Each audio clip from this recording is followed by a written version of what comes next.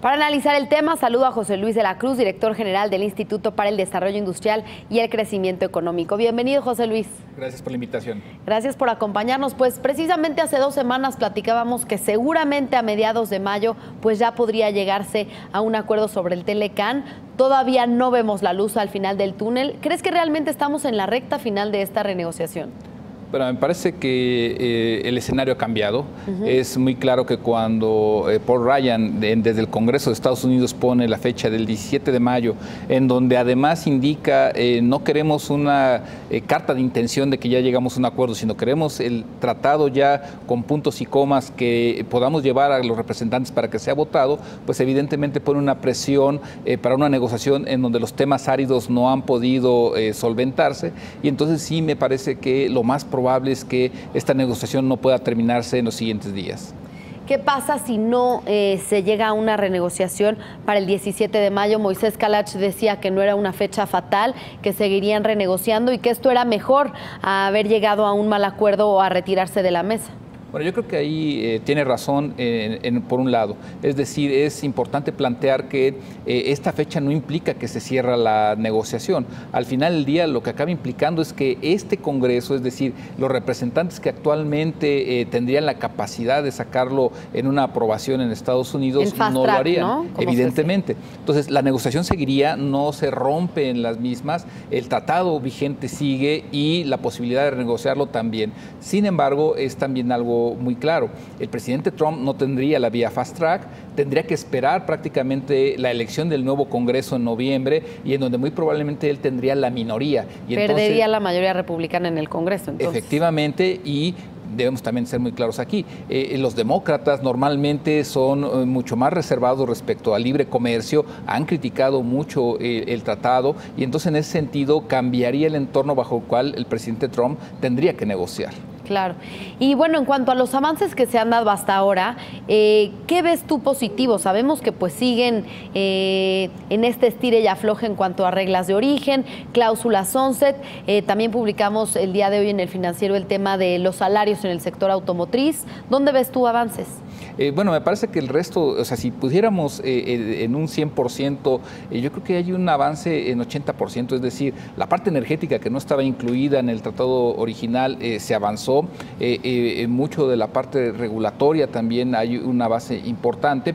En realidad es ese 20% que implica lo que bien mencionabas, reglas de origen, contenido regional, la cláusula sunset y los otros que mencionabas, en donde no se tiene el avance esperado y en donde hay una férrea oposición por parte de las propias empresas norteamericanas, por ejemplo, en el sector automotriz. Entonces yo creo que el resto, la parte financiera también ha ido avanzando, se tiene un progreso sustantivo, sin embargo, los temas áridos, los que en realidad son los que al presidente Trump le importan por el mensaje político que implican, es en donde no se tiene el progreso esperado.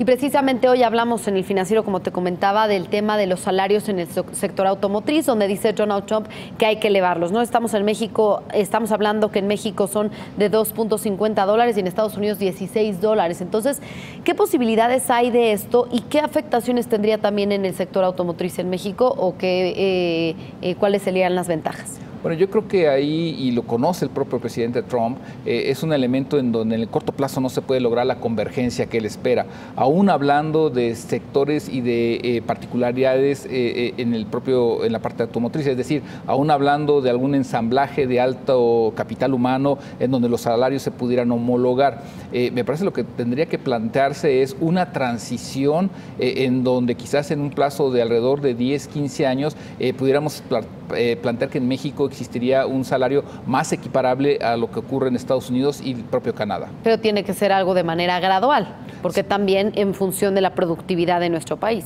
Mira, y aquí hay un elemento adicional a contemplar. Durante esa gradualidad de 10 a 15 años, los procesos de automatización en el sector automotriz y en otras áreas industriales van a seguir avanzando. Es decir, va a llegar un momento en donde en realidad esto de la industria 4.0 va a acabar ocupando la mayor parte de los procesos productivos en el el sector automotriz y en donde la parte salarial y el empleo que se genera no necesariamente va a ser el tema de fondo. Entonces, sí tenemos que avanzar en ese sentido, pero también tomar en cuenta que muy probablemente los robots acabarán desplazando a mucho de lo que hoy conocemos como parte del proceso de fabricación.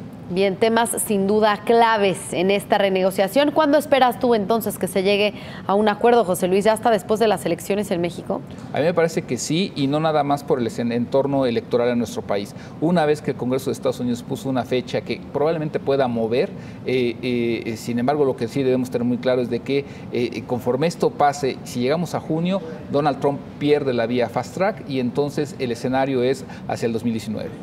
Bien, pues muchas gracias por este análisis sobre la renegociación del Telecán, en el que pues cada vez se ve más difícil que se llegue a un acuerdo en estos días. Antes del 17 de mayo, pues quedan solamente 3 días. Muchas gracias, José Luis, por acompañarnos. Gracias por la invitación. José Luis de la Cruz, director general del Instituto para el Desarrollo Industrial y el Crecimiento Económico. Con esto hacemos una pausa.